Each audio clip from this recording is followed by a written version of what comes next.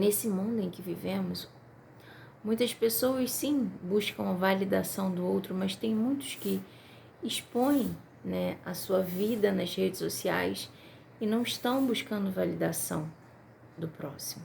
E não buscam a aprovação nem do próprio Deus. Se perderam dele, rejeitaram a ele. Vivem a vida para si, se consideram donos da própria vida, mas esquecem que o dono da vida, que nos criou, que nos formou, foi o Senhor. E vão por um rumo que leva à morte. Em Malaquias capítulo 3, a partir do versículo 1, fala sobre o dia do futuro julgamento. E diz assim a palavra de Deus: Vejam, envio o meu mensageiro que preparará o caminho diante de mim. Então, de repente, o Senhor a quem vocês buscam virá a seu templo. O mensageiro da aliança por quem vocês anseiam certamente virá, diz o Senhor dos Exércitos. Mas quem poderá suportar quando ele vier? Quem permanecerá em pé em sua presença quando ele aparecer?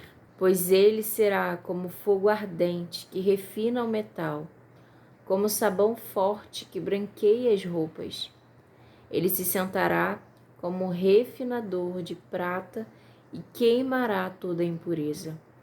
Purificará os levitas e os refinará como ouro e prata, para que voltem a oferecer sacrifícios aceitáveis ao Senhor. O Senhor vai tirando toda a impureza.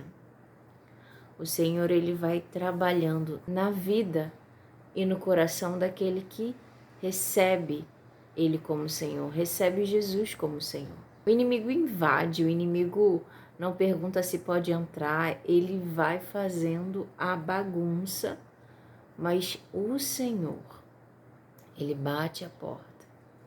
O Senhor, ele trabalha no nosso coração, mas não é na força, não é na marra. Ele convida, venham. Ele bate a porta, abram. E se você abrir a porta do teu coração, ele irá te purificar. Agora, se nós endurecemos o nosso coração, nos vemos como o próprio Deus, porque o meu corpo, as minhas regras, é a minha vida, eu faço o que eu quero. Não tem terreno para Deus trabalhar. Não tem como o Senhor trabalhar. E naquele dia, o julgamento virá. E ai daqueles que não foram purificados, daqueles que não foram limpos em Jesus Cristo. Versículo 5. Naquele dia eu julgarei vocês. Não demorarei para testemunhar contra todos os feiticeiros, adúlteros e mentirosos. Falarei contra aqueles que roubam o salário de seus empregados, que oprimem as viúvas e os órfãos, ou que privam os estrangeiros de seus direitos, pois essas pessoas não me temem, diz o Senhor dos Exércitos. Então o Senhor em seguida faz um chamado ao arrependimento. No versículo 7, parte B. Agora voltem-se para mim, e eu me voltarei para vocês, diz o Senhor. O Senhor não tem prazer na morte de um ímpio. Antes ele quer que esse se arrependa e tenha vida. O preço do pecado é a morte. E não é só essa morte que nós conhecemos de a pessoa vive durante um tempo e morre. É uma condenação e uma morte eterna em que há tormento e há ranger de dentes. Um inferno nós não desejamos para ninguém, nem o próprio Deus.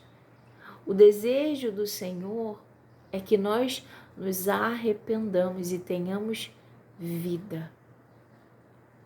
O desejo do Senhor é que a gente pratique a justiça, que a gente seja humilde de coração, que a gente ame ao próximo, que a gente cuide dos necessitados.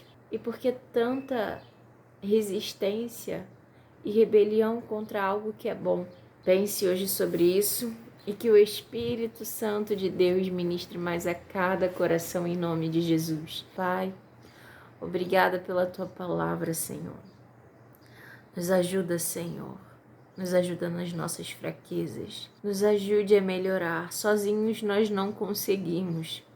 Nós somos humanos, nós somos falhos e nós habitamos nessa carne que peleja o tempo todo contra a tua vontade, Senhor.